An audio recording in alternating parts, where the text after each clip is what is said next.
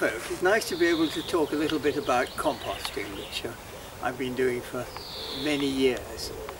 Deb's has spoken about the theoretical side of it all, and my job is just to give a few bits of practical advice about how it actually works out in practice. First of all, if you have a largish garden, you will need a bit more space to store your compost, and I've got a fairly large garden here, and I use a series of 3 main compost heaps here. They needn't be expensive. You don't have to go out and buy plastic compost heaps and expensive kit. You can get pallets like this very cheaply from your local store, and a simple arrangement of pallets like that, 4 pallets for each one. You do need, each compost heap needs to be of a certain volume, and a metre by a metre by a metre is about the right size, because within that you can get enough activity and bacteria operating and heat generating to make the thing work conveniently. So the process works like this. You start with a collecting heap where everything just goes in as it arrives. You mow the lawn, you put in the lawn mowings, and they rapidly become a cloggy mess like that, and they will heat up quite quickly. You put in any wood chippings you've got, because you, as Debs has told you, you need to get the balance of the greens and the browns, and your lawn mowings are beautiful green, chopped up flowers and choppings of vegetables and so on are your greens, but you need enough browns to balance them, roughly equal volumes in practice. And the browns can be things like wood chip or paper, cardboard, egg boxes, stuff like this just goes in as your browns. I use a lot of wood chip because I've got a shredder, and a shredder has the great virtue of increasing the surface area of your organic materials. So there's a lot more area on which the bacteria can work, and the whole thing breaks down much more quickly and conveniently. So the first one is your collecting point. In go the chippings, in goes the grass, in goes shredded old leaves and eventually bits of food waste if necessary. But generally speaking, we will look at the food waste later when we look at the green Joanna. So the thing will rapidly fill up if you collect all your grass cuttings.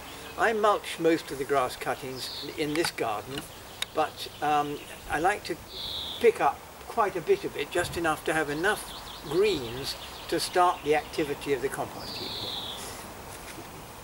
When it gets full, or about every couple of months, you have the job of turning your compost.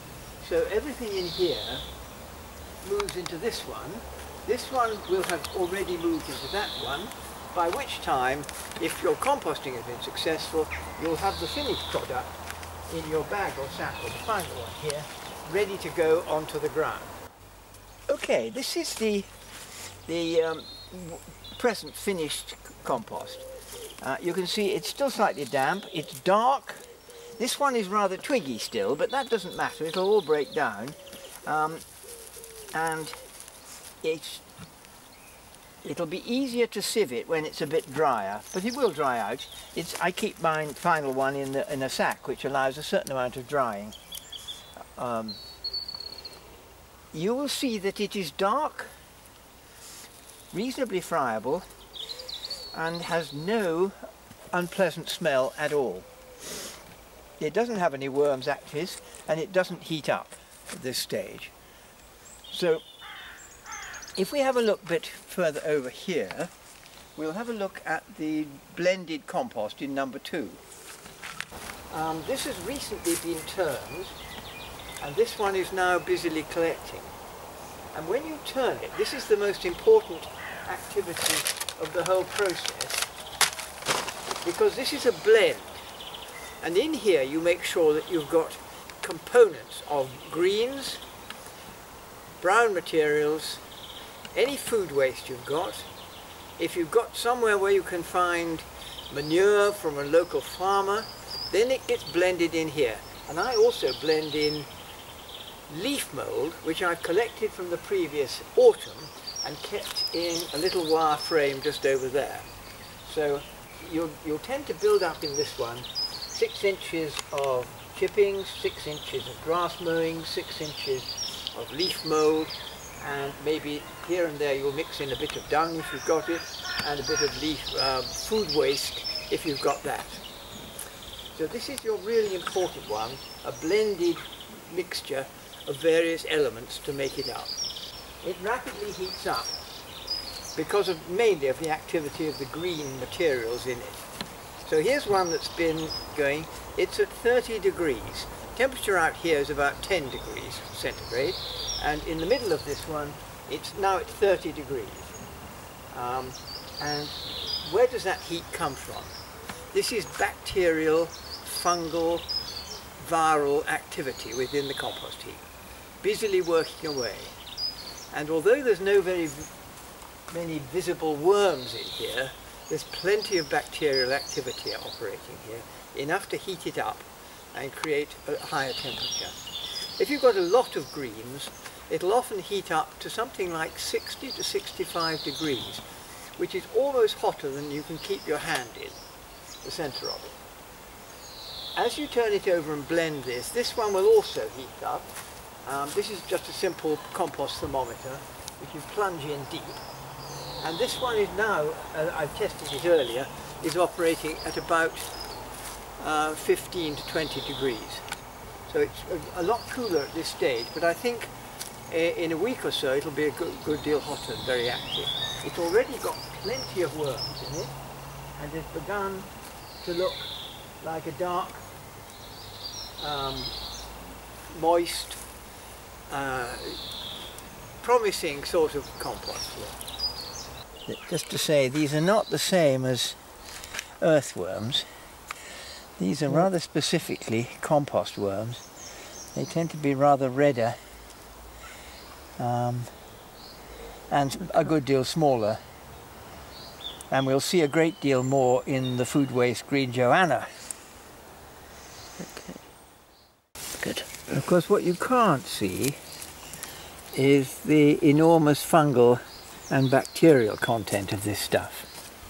It is astonishingly active, which is why it's hot. Composts, as I think Dev has told you, they need oxygen and they need water. You must not let them dry out or they will stop operating. And if you can possibly keep them damp when necessary, with rainwater rather than tap water, which has got chlorine in, kills the bacteria, it will operate better. But if you can leave any water open to the air for a few hours, it then loses most of its chlorine, so it's quite useless.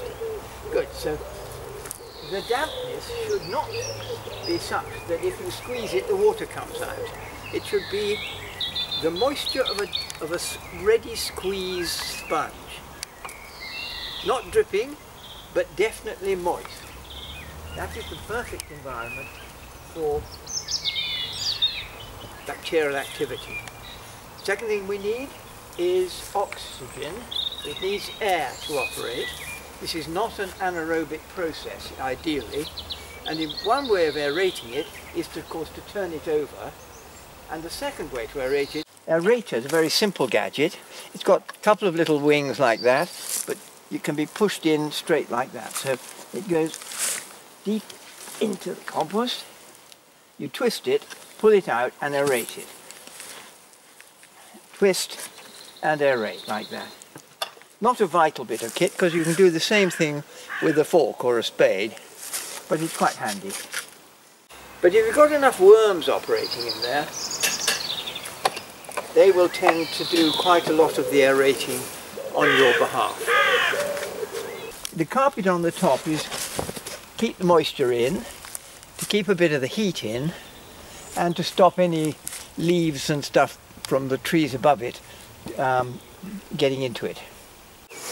In a few weeks this one will be turned, aerating it into the number 3 one, which at the moment is empty, and this one, but which will be much fuller, will then be turned, aerating it and mixing it and blending it with leaf mould, food waste and so on, into number 2. And so the process gets on, and then you finally end up here after maybe 6 weeks, maybe 10 or 12 weeks, with your final product. This is why I keep the leaf mould. It's a simple, the chicken wire around the edge of it, 4 or 5 posts stuck firmly in the side here, and the leaves just dumped there. It's now empty because they've all been blended into number 2 compost heap. If there's any excess, they go into the sack over there. Again, it's better to keep the heap of leaf mould damp but not wet. It helps to cover it with a bit of carpeting, and it will take much longer to break down than the ordinary mixed composting going on over there. But generally speaking, if you've got a nice, big enough, moist enough leaf mould heap, it will be useful for composting at least within a year, and sometimes in half of that. Really useful stuff. Thank you. Now in this bed here, we don't want to plant anything in it just yet because it's too early. So what I've done is to plant a green manure here. This is a mixture of various quick growing plants which can then be dug in a bit later. The most useful one, I think, and I like very much, is Phacelia. Phacelia is a quick growing plant with a really beautiful blue flower up here when it's mature. But what you do with this is you grow it until it's all about 6 to 8 inches high and hasn't yet seeded, and then it is simply dug in or rotivated in or just turned in on itself like that, and then you plant it fairly straight away with whatever you want to put in here. In fact, in here is going to go squashes and leeks in due course. We're going to talk about food waste and how we deal with that, because the principle of composting is really that no organic material leaves your garden or your estate. Everything gets through. I mean, that's not quite true, because the sewer takes quite a lot of good organic material away, rather sadly, but everything else can be turned and returned to your soil. And the green Joanna is how you deal, one of the ways in which you deal with food waste. It's said that we waste enormous amounts of food in this country, and I'm not advocating that, but we all throw a bit of peelings and shreddings and bits and pieces away, and it's good not to waste them.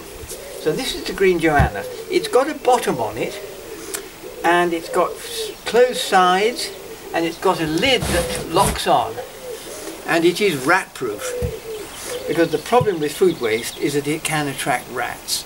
This doesn't do that because the rats can't get in. The next question is what you can and can't put in it. I tend to put pretty much all food waste in it, including meat and, if necessary, bones, but there are some things which won't rot down very quickly, and that includes things like citrus peel and banana skins. What about eggs?